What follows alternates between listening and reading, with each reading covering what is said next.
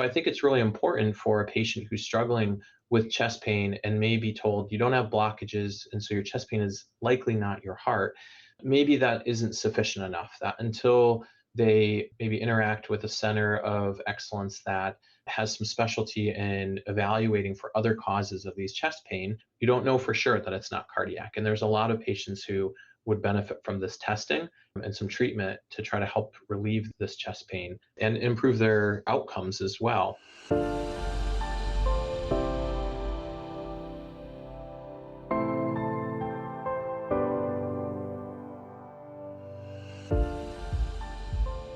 Welcome to Imperfect Heart, a place for you to join me, Jeff Holden, in conversations, discussions, and dialogue about our hearts and the impact myocardial bridges have on them. We'll talk with healthcare professionals, those in related fields that support our condition, and others just like us with stories of their myocardial bridge experiences. It's my intention for this content to inform, educate, entertain, and even motivate or inspire you in your personal journey on dealing with a myocardial bridge. Most importantly is to have you leave each episode with hope, knowing you're not alone and that what you're experiencing is real. In this part 2 of a 3-part series in the steps of David Vollmer's journey, we'll meet his interventional cardiologist, Dr. Jeffrey Fowler. I want to be very certain to mention that this is an episode for patients and doctors as well. Dr. Fowler will be discussing the process and the necessity for the provocative test to help alleviate the uncertainty of whether or not the bridge is causing symptoms. This episode has been the missing link to completing an entire journey from diagnosis to proper testing to surgery. And now with Dr. Fowler's generous support, we're going to learn the details of this provocative testing we've been hearing so much about. But first, let me introduce our guest. Dr. Fowler is an interventional cardiologist and is board certified in general cardiovascular disease and interventional cardiology by the American Board of Internal Medicine. His medical degree is from Lake Erie College of Osteopathic Medicine, and he completed his residency at Cleveland Clinic. He is currently program director for the Interventional Structural Cardiology Fellowship Program at University of Pittsburgh Medical Center Heart and Vascular Institute and assistant professor of medicine at the University of Pittsburgh. He holds other board certifications, professional memberships, has been published, speaks professionally, and is involved in ongoing research projects. It's our privilege to speak with him. Dr. Jeffrey Fowler, welcome to Imperfect Heart. Thank you for having me. As I've shared with you several times, I can't tell you how excited I am to be able to speak with you. We've covered just about every aspect of the unroofing procedure. We've had multiple doctors. We've even had a thoracic surgeon explain the step-by-step details of a sternotomy. But we've been missing that one huge step that determines the severity and the details of the bridge, the symptomatic elements. It's the provocative test. We hear about it. We talk about it. A lot of people have explained it as it was for them. But many people just know the words. They don't really know what takes place or how it's done. So we're really going to benefit a lot of listeners, and I suspect a lot of doctors as well, when we finally get to this firsthand understanding as you're going to explain it of the significance of this testing. But before we get there, could you tell us what exactly is an interventional cardiologist? Yeah, sure. So thanks again for having me on this podcast. I do think it's really important to sort of understand the significance of an intramyocardial bridge. To answer your question about interventional cardiology, there are multiple different subspecialties within cardiology. Most people think you just go to a general cardiologist, but within cardiology, we have imaging specialists that focus on particular aspects of the cardiac imaging modalities we use. We have electrical cardiologists that focus on the different rhythm challenges and procedures related to that. And an interventional cardiologist is a cardiologist that had additional training in minimally invasive catheter-based procedures. Most of your audience is probably familiar with a stent that's placed in the coronary artery in the setting of, say, a heart attack or chest pain that somebody may have. That's done by an interventional cardiologist. These minimally invasive procedures are done with catheters placed in either arteries or veins using small wires, small balloons, small stents. We also do diagnostic procedures where we use certain medications and different tools to evaluate the pressure and flow in the coronary arteries, which becomes particularly important in an intramyocardial bridge. On the stent, everybody knows you do not stent a bridge for reasons of compression and everything. So I want to make sure it's clear, even though the interventional cardiologist does the stents, it does not mean you're getting a stent if you're working with an interventional cardiologist. It's Right. really all part of the process done properly, in my opinion.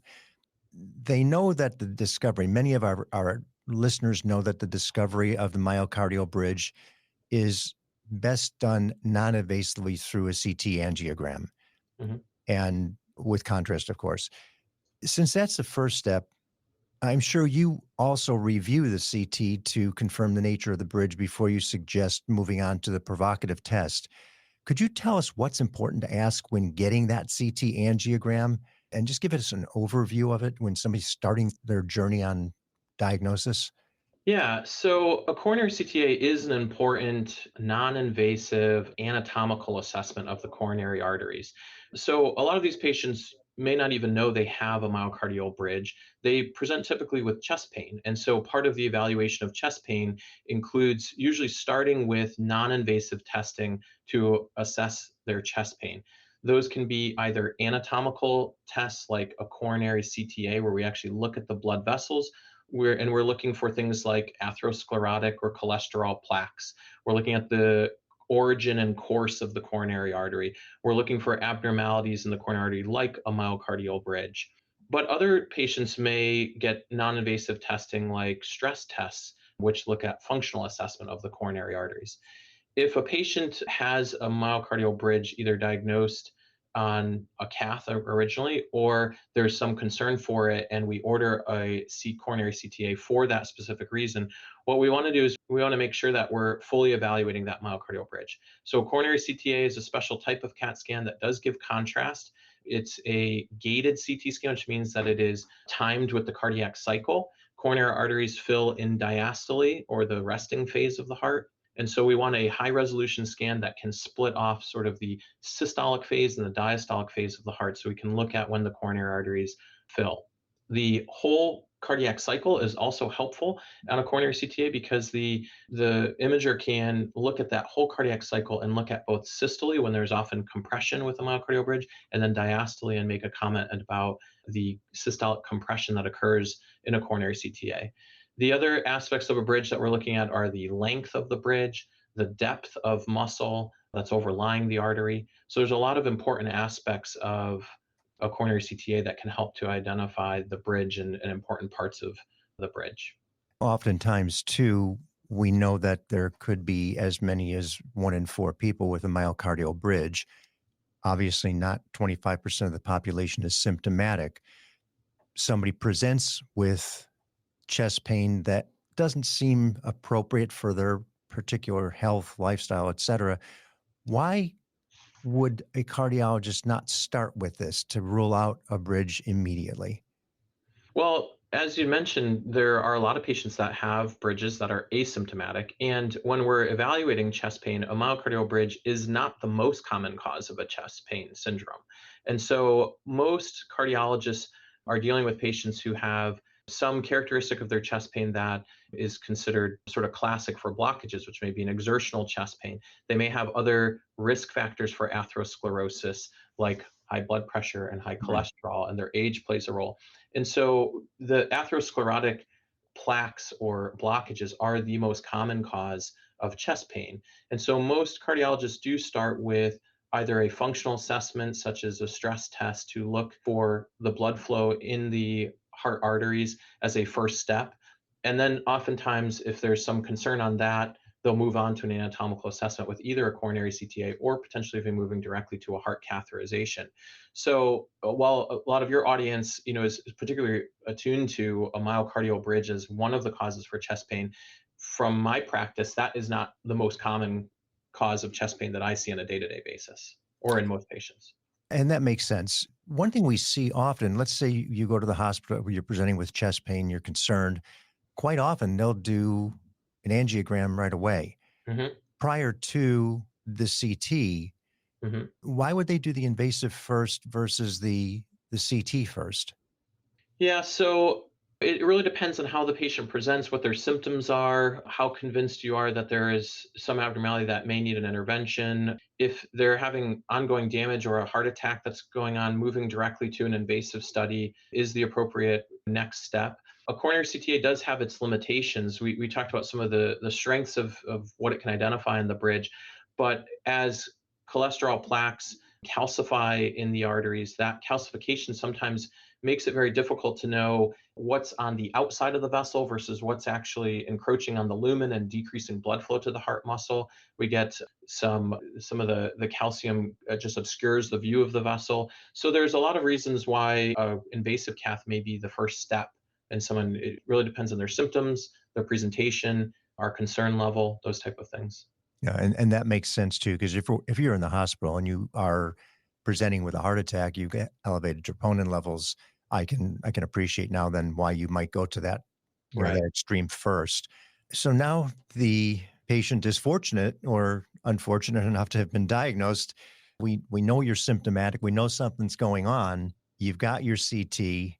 It then progresses to that next step for Mhm. those hospital systems and cardiologists that are looking to want to understand what's happening a little bit more in detail. So now they're going to say, okay, this provocative test. And I know even in my case and in many situations from people that we hear, that provocative test is not the first line of thought in many cardiologists' minds simply because their system may not do it. They may not be that familiar with it.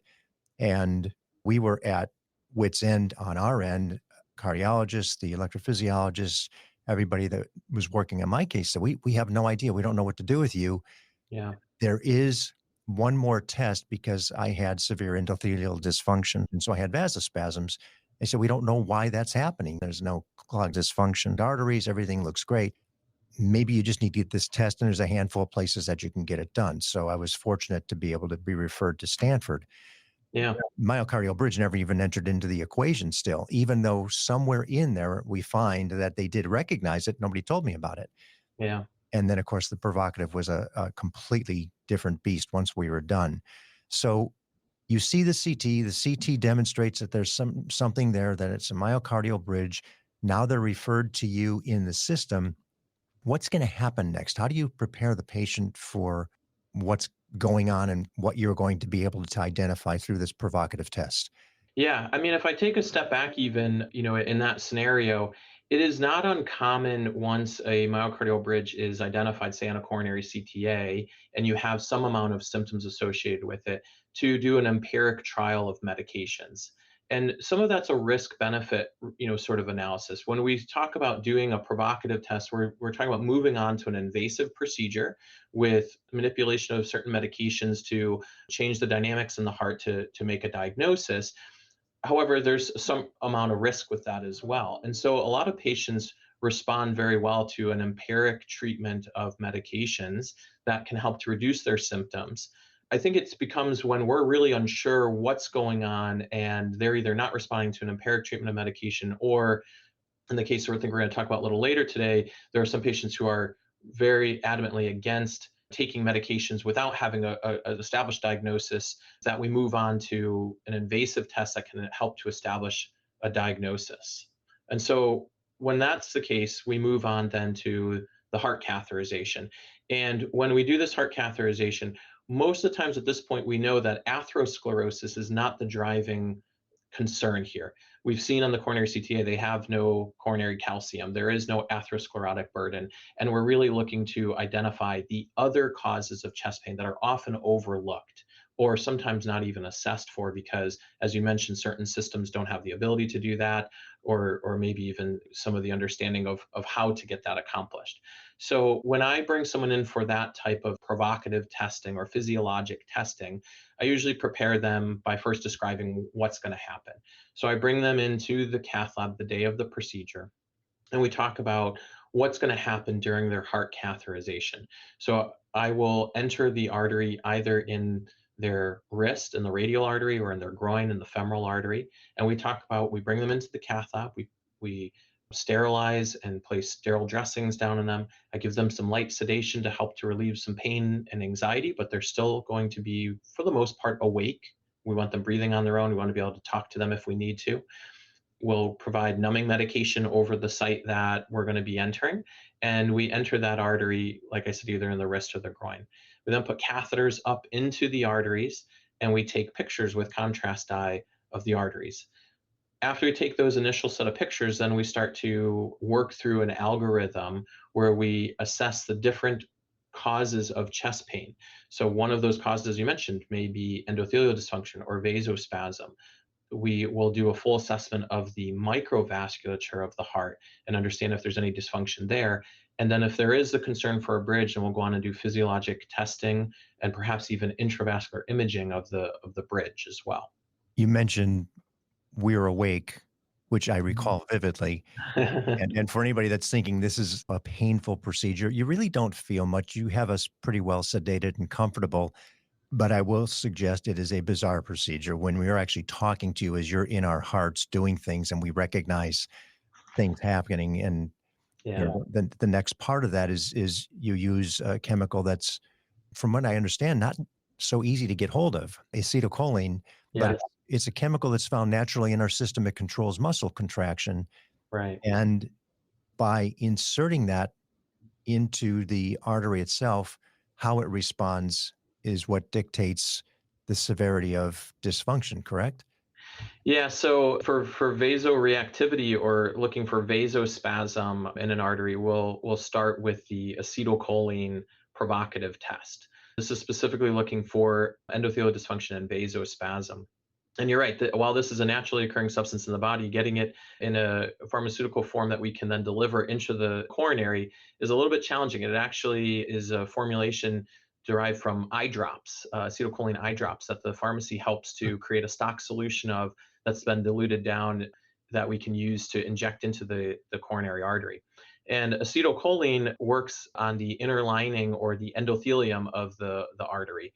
And in a normal endothelium, there's a chemical process that occurs that when in response to acetylcholine that releases nitric oxide, which dilates the artery. However, in a dysfunctional artery, we often see we don't have that nitric oxide response. Instead, we have a smooth muscle contraction response, which also occurs with acetylcholine, and we get a vasospastic response. And so, if somebody has a normal intact endothelium with no propensity towards vasospasm, the escalating doses of acetylcholine that I introduce in the coronary artery will cause no change to the caliber of the coronary artery.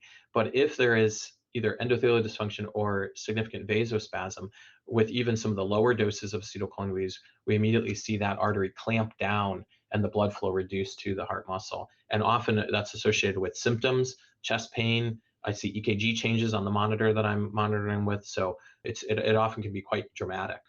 I can attest to the drama of that because as it was being injected under sedation and pain relief, it got to the point where I was like, that's the symptom. And it's really severe. And I recognize it right now. And immediately the antidote was inserted, which I'll let you explain as well for somebody who's fearing this testing. Well, boy, if the thing starts to clamp down, what do you do to fix it once you've stuck the stuff in there? Yeah, luckily we do, have the ability to reverse the acetylcholine with nitroglycerin. So we then inject a good dose of nitroglycerin into the artery, which will then vasodilate the artery and relieve the symptoms and the changes that we see. And so while we're doing this, there's very close monitoring of the heart rhythm on the EKG, their chest pain symptoms, the hemodynamics, meaning their blood pressure, as well as the angiogram that's looking at the response that the artery is having. And we have the ability very quickly to reverse any spasm that may be occurring. So once the diagnosis is made, we don't just let the patient sit there with the spasm and the pain. We immediately reverse it, dilate the artery, symptoms resolve, and we now have a diagnosis, or at least part of a diagnosis there.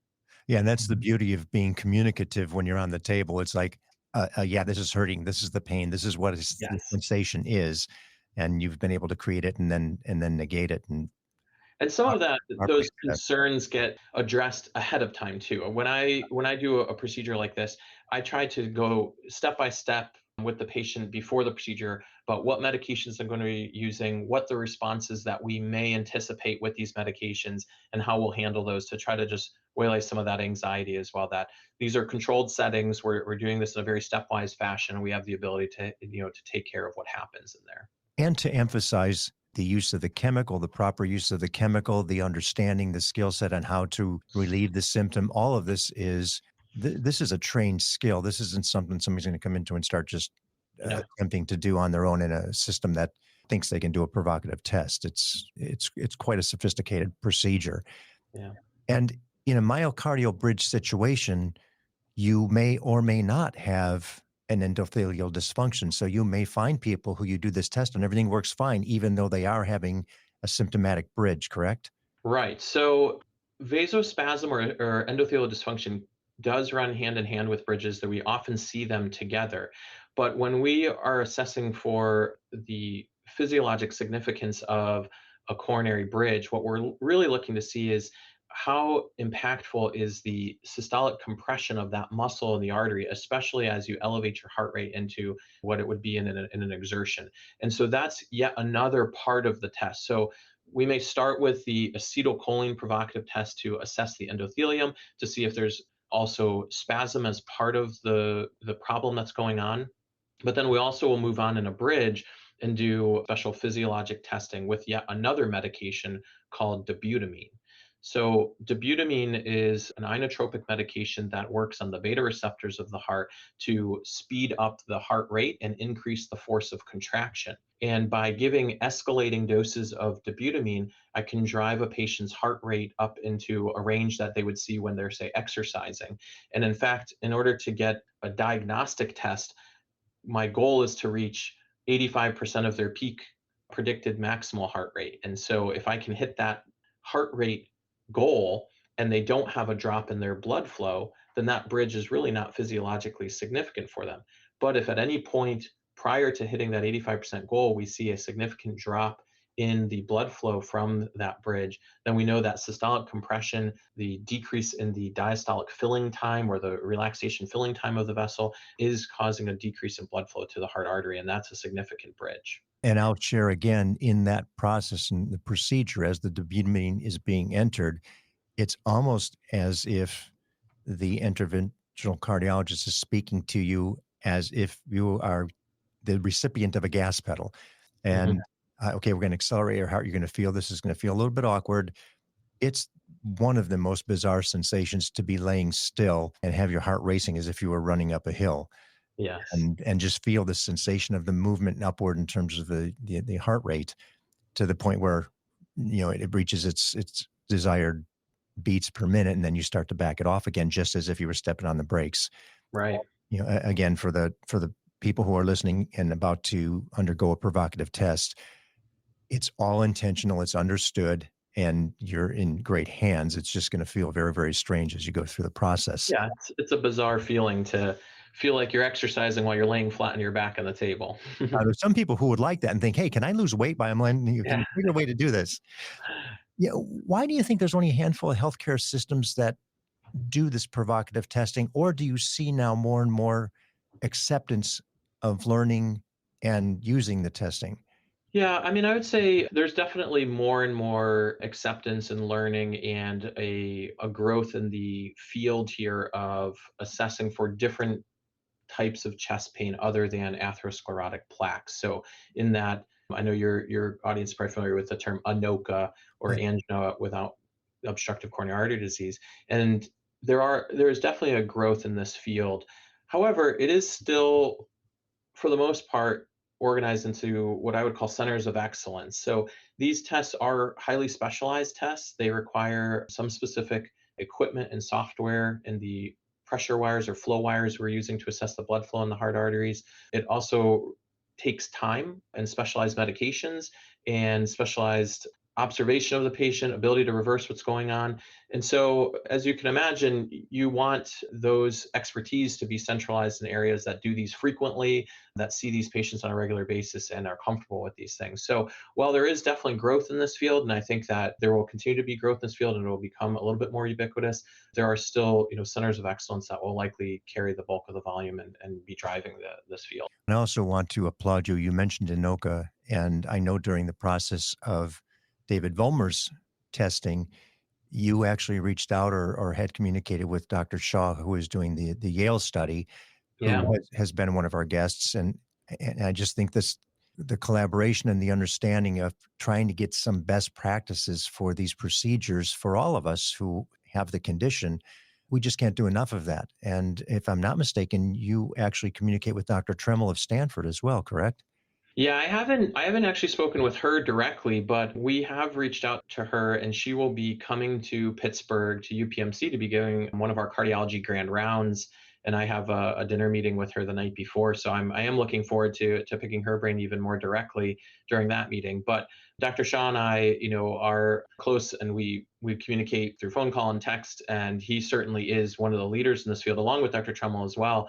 But they have helped to grow the knowledge in this field, both in some of the research they're doing, some of the protocols they're developing. And so, as we are developing our own practice, it's not uncommon for me to reach out to Dr. Shaw or Dr. Trummel or some of the others in this field and say, hey, I got a really interesting case. Here's how I was going to tackle it. How would you tackle it? In David's case, which we're going to talk about a little bit, I was actually going to do some of the bridge testing first and then finish with the provocative testing.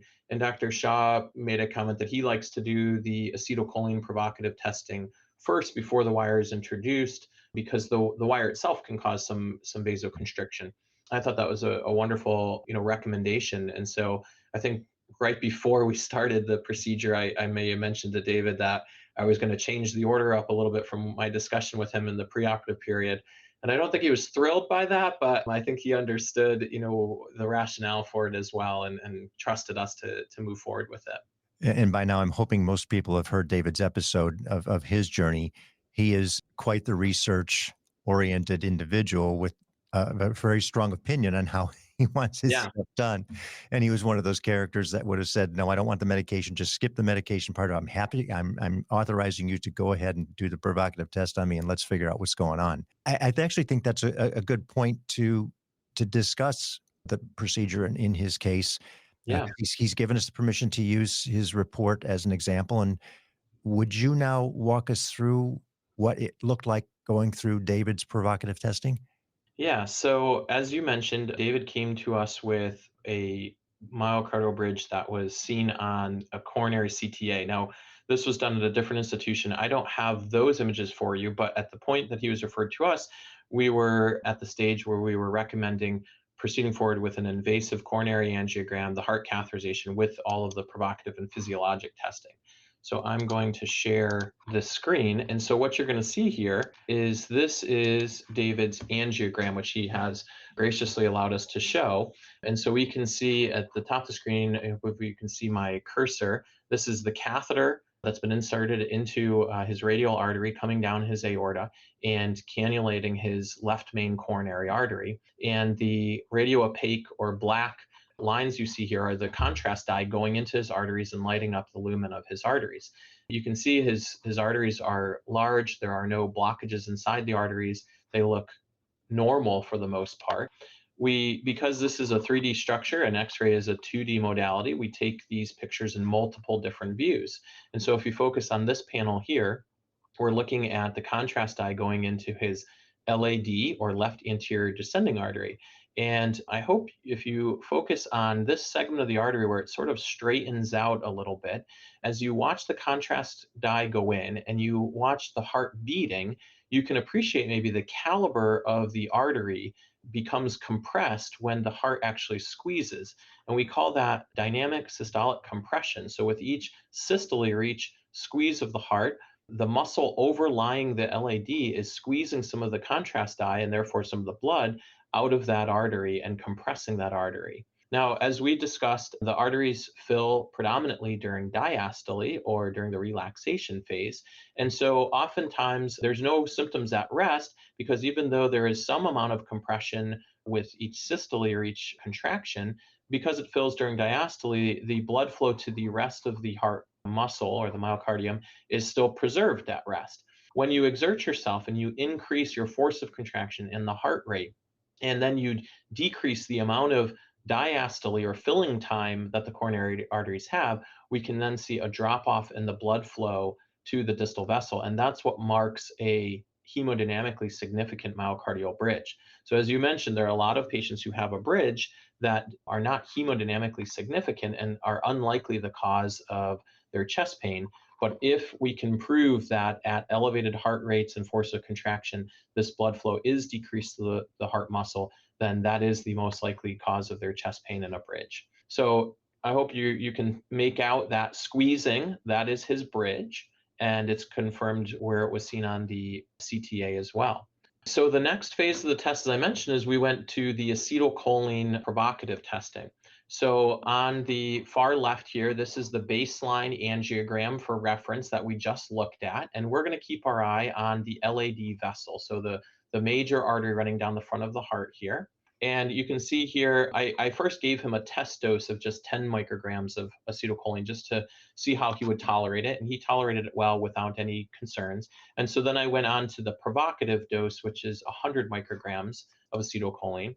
And you may be able to appreciate there is a slight decrease in the diameter or the caliber of the artery, especially just after the bridge, sort of in this segment by the branch, this diagonal branch. Mm-hmm. And that does indicate that he does have a little bit of endothelial dysfunction associated with this bridge. But a diagnosis of vasospasm would require that this artery constricted down to less than 90% of what it was in its original caliber. So we have just a little bit of constriction here, which is some evidence of some endothelial dysfunction, but not overt vasospasm. And if I could ask just a quick question there on the endothelial dysfunction, there is some assumption that the compression, the beating that artery takes is sometimes what causes it to dysfunction. It's been getting beat up for so long that Right. it doesn't open up as much as it should, even in the resting phase of the heartbeat. So it doesn't fill as well as it should.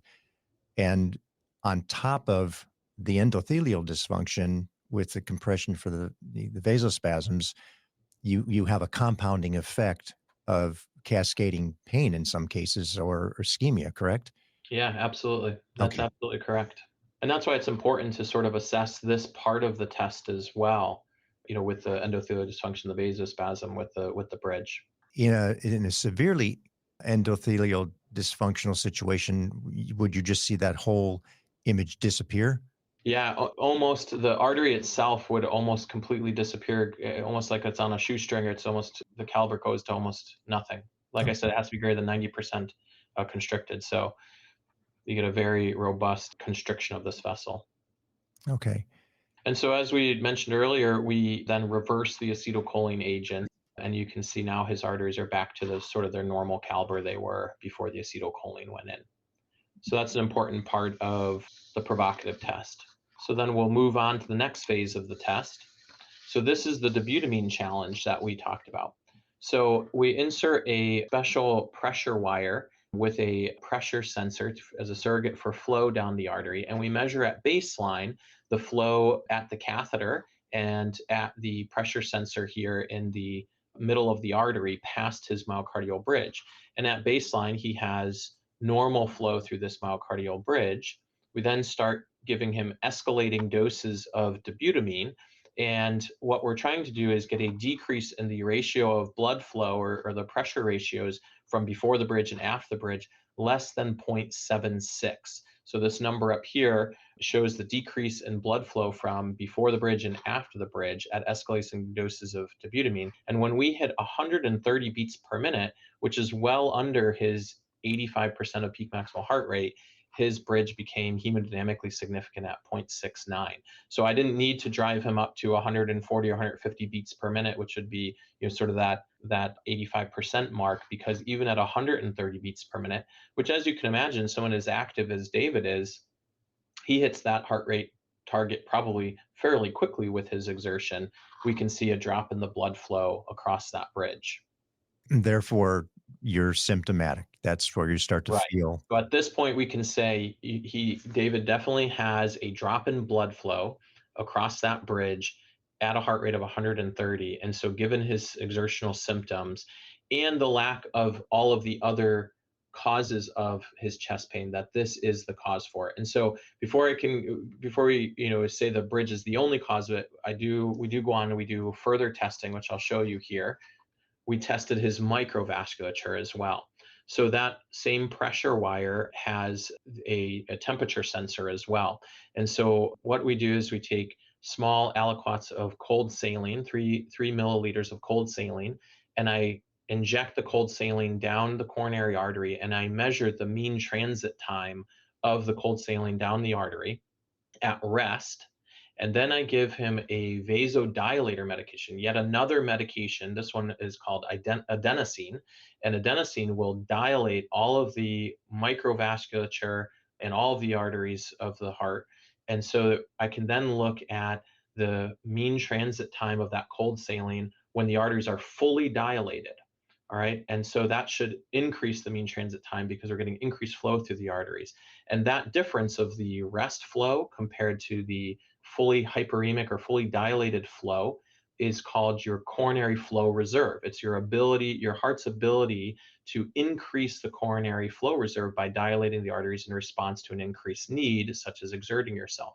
There are patients who have coronary microvascular dysfunction where their microvasculature cannot dilate appropriately in response to a demand like an exertion, and therefore they get chest pain from microvascular dysfunction. So the coronary flow reserve, which you can see listed over here, to be normal should be greater than 2. And so that's a flow ratio that increases greater than essentially double of what is at rest. His is robustly normal at 3.2. If his coronary flow reserve were less than 2, then on top of his bridge, we would also diagnose that he has some dysfunction of his microvasculature and the ability for his microvasculature to appropriately dilate in response to an increased demand and exertion. Because that wire also can assess pressure, looking at the ratio of the flow based on the transit times and the pressure, we can also calculate his resistance in the artery. So this is the IMR, or the index of microvascular resistance. This should be less than 25 in a normal scenario. So he has normal coronary flow reserve with normal resistance. And so this confirms that his microvasculature is normal. He does not have coronary microvascular dysfunction. So now at the end of his testing, we have really identified very important aspects of his chest pain. Number one, we know he has no atherosclerotic plaques or cholesterol plaques that are causing a decrease in blood flow in the heart artery. We tested with a provocative test in acetylcholine for vasospasm. And while he does have some mild endothelial dysfunction associated with his bridge, he does not have frank vasospasm. The microvasculature is robustly normal in his coronary flow reserve and his microvascular resistance. And with the dobutamine challenge of his bridge, we do indeed see a decrease in blood flow at a heart rate of 130 beats per minute that's consistent with ischemia or decreased blood flow with the dobutamine across that bridge. And so these are all confirmatory that he has really no other cause for his chest pain than this positive intramyocardial bridge. And so then I went one step further and we did intravascular imaging of his myocardial bridge. So what we're looking at here, this is a movie here of intravascular ultrasound. So this is an ultrasound catheter that's placed inside of the artery over the wire. And so this is the inside of the artery, and you can see the sort of the layers of the artery around the catheter that the ultrasound is using sound waves to identify. And I hope you can appreciate, I'm going to give you a still image of it as well, but overlying the artery, there is a echolucent or black dark sort of crescent moon shaped structure that is his muscle band that's overlying that artery and compressing that artery. So if I give you, that picture didn't there, if I give you this still image, you can see this sort of crescent moon muscle band that's overlying the artery. This is at the location of his bridge, and this is what is now causing that artery to compress with each heartbeat. Another example of it. You say band there. That is fascinating to see, because that band could be thick. That band could even be a sliver of tissue, but if it's compressing that artery, it becomes significant, correct? Yes, absolutely. Wow. Yep. So that's really, I'm going to stop sharing now. Those are the pictures I have for you. That's really the totality of his testing, where we went from looking at the diagnostic coronary angiogram, Mhm. doing vasoactive testing with acetylcholine for spasm. We assessed the microvasculature, we assessed the physiology of the bridge and the blood flow, and even did intravascular imaging of the bridge. With all of that information, we can then package that together and send that to his surgeon, Dr. Bonatti, and we can sit down together and evaluate this testing and talk with David about what the next steps for treatment would be for him. Well, and two things. It certainly gives you the confidence, you as the interventional cardiologist, the patient, the surgeon, that what you're about to do in terms of the unroofing procedure is more likely than not to be relief of some of the symptoms. Again, no guarantees, we all understand. The other part of that I wanted to ask you, because a lot of these, they're not even acronyms, but they're identifications. We see IFFR and FFR and DFFR. Is there significance to those or relevance to what you just showed us? Yeah, so those modalities are, very similar to what we're doing. And in fact, some of that you saw when we're assessing an atherosclerotic plaque in, say, the main artery. We use these same type of pressure wires looking at the flow before and after a blockage, similar to how we would in a myocardial bridge. We can use certain hyperemic or vasodilating agents to look at the flow across them as well. We also can look at just the diastolic phase of the cardiac cycle to look at the flow across it. And so that's where we get the different indices that we're looking at. Some are what we call non-hyperemic or without a vasodilating agent, looking at just the diastolic phase. Some are a full hyperemic, meaning a vasodilator agent was given and we're looking at the flow across that blockage in that sense. It's the same sort of technology. The difference then is we're now using certain medications to manipulate the artery and look for provocative testing with the vasospasm, using the dobutamine to speed up the heart rate and look at what those physiologic flows are at different heart rates or different levels of exertion. And then even this intravascular ultrasound that I talked about, the imaging, we often will use this tool when we placed a stent to assess how our stent has expanded. Is it opposed to the vessel? Is it large enough? What the size of the vessel is to grow the stent to the appropriate size. And so all these tools are used in other cases as well, but have specific indications in working up this type of chest pain as well. And I think for the novice to be bantering around a lot of those terms is maybe a little over all of our heads. We just need to know, are we hemodynamically significant Right. in the outcome? To be honest with you, a lot of the different alphabet soup of IFR, RFR, DFR, these are also somewhat developed as each company who provides these wires and makes these wires come up with their own sort of proprietary algorithms on how to assess pressure and flow, identify them, with a different terminology. There's sort of proprietary software that helps to determine what the flow is. So that's where a lot of these different terms, IFR, DFR, RFR, come from. But in essence, they're really all testing a very similar thing. They're testing the flow from a proximal portion of the artery, either at the guide catheter and then past the blockage at the transducer of the wire, and then where they're looking at that flow and whether they're using a hyperemic agent like adenosine or using just a portion of the cardiac cycle with diastole. That's sort of how we get all these different variations on the same theme. So yeah, we could spend a lot of time going through each one of those and how each company sort of developed their specific pressure wire and what they're looking at, but they're all testing a very similar concept. My head already hurts from the explanation. I'm trying to absorb all of it, as I'm sure many people will, and will be watching this episode frequently just to make sure we have a good understanding. And in many cases, this is an opportunity for the patient to take this to their own cardiologist and ask the questions, if nothing else, to get the dialogue started. And it's going to be so helpful because it gives them a tool now to actually help them along the way for people who aren't familiar with myocardial bridges, of which many are not. Taking a break from the weight of what we just went through, and I can't thank you enough. The description was, it was just absolutely beautiful to understand what happens. You live and work in an extremely stressful environment. And I know as patients like to interview and speak with the people who are going to be working on their bodies, we wonder, what do you do for fun? How do you relax? What's a little bit of the personal side of Dr. Fowler look like? Yeah, of course, certainly the job can be stressful whenever you're dealing with patients' health and doing these procedures. I like to relax with my family. I'm married and have three kids, 16, 14, and 12. They're very active in different sporting events specifically. And so I spend a lot of time at baseball fields and softball fields and hockey rinks and, doing fun things with them.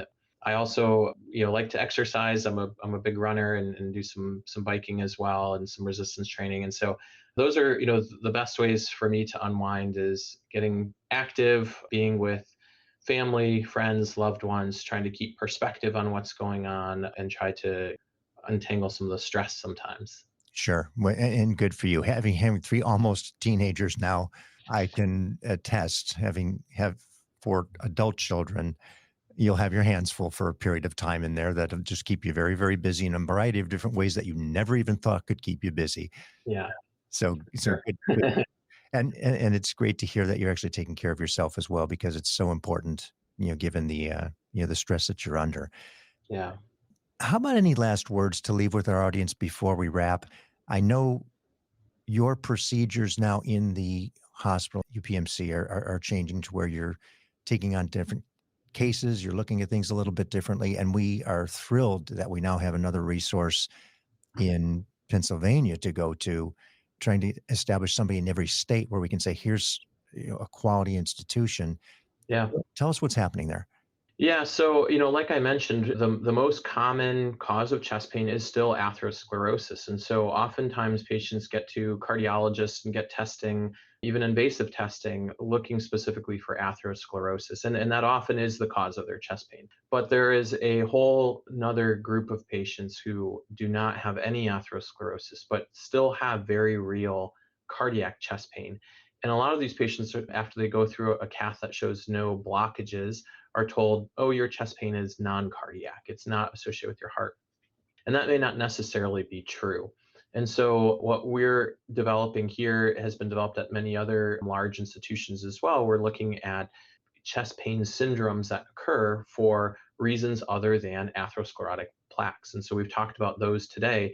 That could include vasospasm or microvascular dysfunction or intramyocardial bridges. And so we have developed a whole team that includes not only some of our non-invasive cardiologists that see the patients oftentimes initially in the office, or our cardiac imagers who specialize in reading these coronary CTAs, or interventionalists like myself who can do advanced testing in the cath lab, to even our cardiac surgeons who can offer unique treatment modalities for these patients. And so I think it's really important for a patient who's struggling with chest pain and may be told you don't have blockages, and so your chest pain is likely not your heart, that maybe that isn't sufficient enough, that until they maybe interact with a center of excellence that has some specialty in evaluating for other causes of these chest pain, you don't know for sure that it's not cardiac. And there's a lot of patients who would benefit from this testing and some treatment to try to help relieve this chest pain and improve their outcomes as well. And so that's what we're doing at UPMC. We're not the only ones, and certainly we weren't the first ones. Like I'd mentioned, we talk a lot with a lot of the other institutions that are part of this group. There's actually a network called the Microvascular Network that you can look up online, where you can look at other institutions that are doing a lot of these, sort of protocols or algorithms and testing for other cardiac chest pain that's not from atherosclerosis. The microvascular network is, I will put those in the show notes as well for anybody that's interested. And Dr. Fowler, what if somebody's interested in reaching out to you? What would be the next steps, the best way to go about connecting? Yeah, so you can certainly reach out to us at our Heart and Vascular Institute, so our outpatient cardiology office. You can call our appointment line, which is 412-647-6000. If you specifically ask for either myself or one of the cardiologists who specialize in, these chest pain syndromes without maybe atherosclerosis, that helps to kind of guide you to the right direction. You also are welcome to reach out to me directly. I'm happy to share my email, which I think you can put in the show notes as well. Yes, I will. And I'll do my best to, try to field some questions if that would be helpful. Be ready for some questions because I'm sure they'll be coming. The process and the procedure and the acceptance, the way that you've not only explained it, but demonstrated it, is something we've been working so hard to get more and more doctors willing to do. And you are exemplary in the way that you're doing this. And it thrills me to know that there's some progress being made. And I'm sure for people who are listening going, somebody is actually saying that this could be my heart. It's not stress. I'm not overwhelmed. I don't need rest or Valium or some sort of a relaxant, muscle relaxant is so refreshing. Yeah. And I think the listeners are going to really appreciate it and say, well, where's the one in my area? Where's the one in the UK? Where's the one in, up in the Pacific Northwest? What's happening there? Yeah. And I could go on for another hour asking questions because we hear so many of them, as I'm sure you're going to recognize too, as more and more people now interact with you with their situations. But we don't want to get in the weeds and confuse everybody. It's such an interesting conversation. Yeah. You've now given us that missing episode that I've wanted to get for over a year now, with somebody who could really walk us through and explain it. And again, thanks to David for allowing us to use this. I know, thanks to David as well for pushing, because I know he was on you guys right away, both Yeah. you and Dr. Bonatti. And this is part 2 of a 3-part series that started with David, now you, and we followed up with Dr. Bonatti, the actual cardiac surgeon that did the unroofing procedure for David.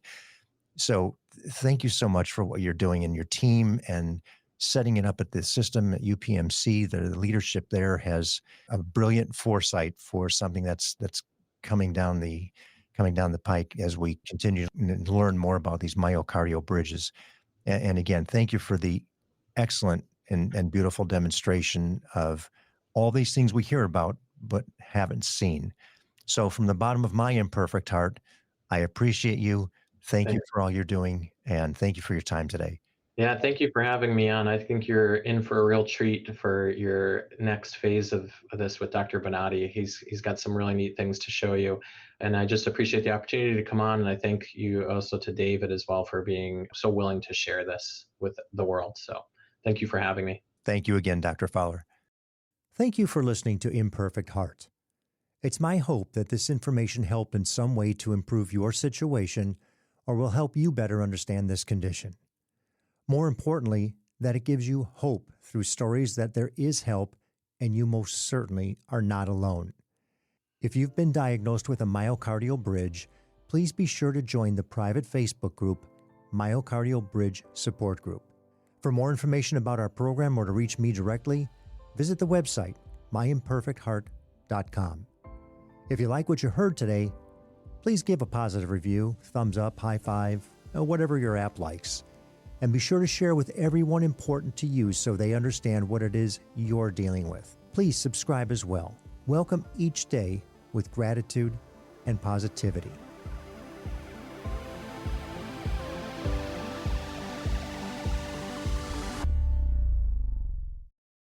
The views and opinions expressed in this program are solely those of the host and the guest and are not intended to provide, nor are they a suitable substitute for, professional care by a doctor, therapist, mental health professional, or other qualified medical professional. Imperfect Heart is a production of Hear Me Now Studio.